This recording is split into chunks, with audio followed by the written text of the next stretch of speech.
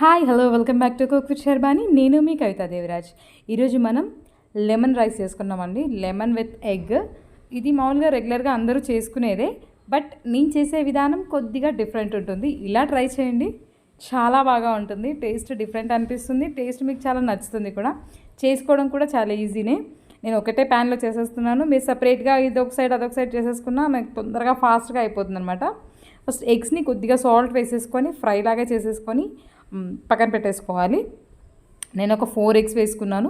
అంటే ఇంట్లో 6 మెంబర్స్ ఉంటాం కదా, దానికోసమని అంత రైస్కి సరిపడడం కోసం నేను 4 ఎగ్స్ వేసుకున్నాను. ఎక్కువ కావాలనుకున్నా ఎక్కువ కూడా వేసుకోవచ్చు, ఎక్కువ ఉన్నా బాగానే ఉంటుంది. ఎగ్ కదా, ఎక్కువ ఉంటే బాగానే ఉంటుంది. దీన్ని ఫ్రై అయిపోయింది, నేను తీసేసి పక్కన పెట్టుకుంటున్నాను. దీంట్లోనే ప్యాన్లో ఇంకొద్ది ఆయిల్ తీసుకొని పచ్చిమిరపకాయలు, జీలకర్ర, ఆవాలు, శనగపప్పు, మినపప్పు, పల్లీలు, ఎండుమిరపకాయలు, కరివేపాకు ఇవి కొద్దిగా వేగేంత వరకు మనం కలుపుకోవాలి.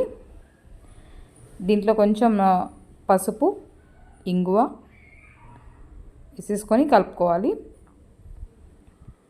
ఇప్పుడు దీంట్లో కొంచెం నిమ్మరసం దీంట్లో వేస్తే టేస్ట్ డిఫరెంట్గా వస్తుంది. మామూలుగా అయితే రైస్ కలుపుకుంటారు, అలా కాకుండా ఇలా ట్రై చేయండి, అసలు సూపర్గా ఉంటుందన్నమాట. నేను రైస్కి సరిపడా ఉప్పు ఇక్కడే వేసేస్తున్నాను. దీంట్లోనే వేసేసి కొంచెం కలిపేసుకొని ఇప్పుడు నేను మా అందరికీ సరిపడేంత రైస్ దీంట్లో వేస్తున్నాను అనమాట. 6 మెంబర్స్కి సరిపడేంత రైస్ వేసేస్తున్నాను ఒకటేసారి. ఇది వేసేసుకొని బాగా కలిసేలా కలిపేసుకొని మనం ఎగ్ ఫ్రై చేసుకుని ఉంది కదా, అది దీంట్లో కలిపేసుకుంటే రెడీ అండి. మనం నైట్ మిగిలిన రైస్కి అయితే కొద్దిగా ఒక 2-3 మినిట్స్ ఉంచుకుంటే కొద్దిగా హీట్ అవుతుంది, రైస్ సరిపోతుంది. లేదు అప్పుడే వండుకొని చల్లార్చుకున్న రైస్ అయితే మాత్రం ఇంకా మనం హీట్ కూడా చేయాల్సిన అవసరం లేదు. జస్ట్ ఇది కలిపేంతసేపు మనకు పొయ్యి మీద ఉంటుంది కాబట్టి అప్పుడు గరం అయిపోతుంది, చాలా బాగుంటుంది టేస్ట్. దీనికి బెస్ట్ కాంబినేషన్ చాయ్. కొంచెం పల్చగా, చాలా ఎక్కువగా తీయగా, కొంచెం క్వాంటిటీ ఎక్కువ వేసుకొని తింటే పక్కన ఉల్లిపాయ పెట్టుకొని సూపర్గా ఉంటుంది. తప్పకుండా ఇలా ట్రై చేయండి. ట్రై చేసిన తర్వాత ఎలా వచ్చిందో నా కమెంట్ బాక్స్లో తెలియచేయడం మాత్రం మర్చిపోవద్దు. నా ఛానల్ని ఫస్ట్ టైం చూస్తున్న వాళ్ళు మాత్రం తప్పకుండా ఛానల్ని సబ్స్క్రైబ్ చేయండి, నాకు సపోర్టింగ్గా ఉంటుంది.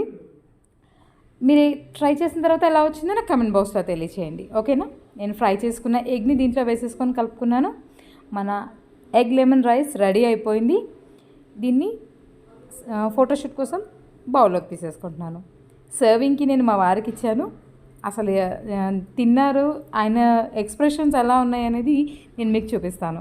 ఇదే నేను చెప్పాను కాంబినేషన్ కదా, tea with onion with lemon rice.